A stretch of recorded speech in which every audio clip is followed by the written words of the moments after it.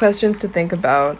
It was suggested that people form concepts around objects that are perceptually similar, as well as objects that share features or afford the same actions. What are some other ways that you might form concepts? How would those concepts be represented? Form concepts about, like, the environment in which you learn about something, like schoolwork related stuff. Maybe age-related concepts. Maybe like school subject related concepts, maybe like concepts about nature versus science, etc. Those concepts would be represented, in categories still, and they'd have to be like contrasted to each other, and the spreading activation model would still access them. What are the primary functions of concepts for thinking and behavior? Can you think of other conceptual functions? So concepts allow you to like treat a whole group of things like it's the same. Why does the prototype model have a linear separability constraint? That is, why do categories need to be linearly separable for a prototype-based classification to work? Does that mean that prototypes are not a realistic theory of concepts?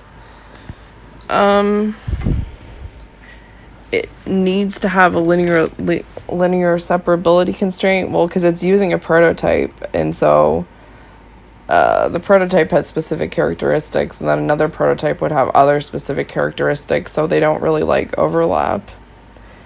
Does that mean prototypes are not a realistic theory? That makes me like the theory view better, because it does allow for non-linearly separable stuff to be classed together.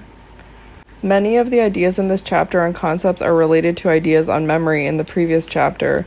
How are these two topics the same? How do concepts relate to memory more generally? How do these two topics differ?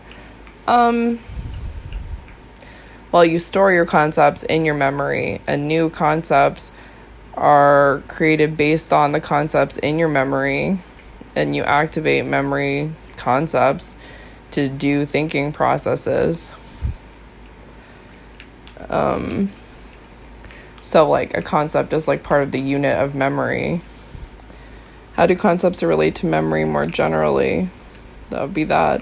How do these two topics differ? Well,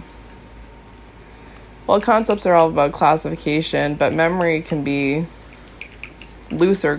more loosely classified. Like,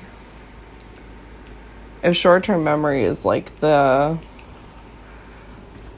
is spatio-visual, and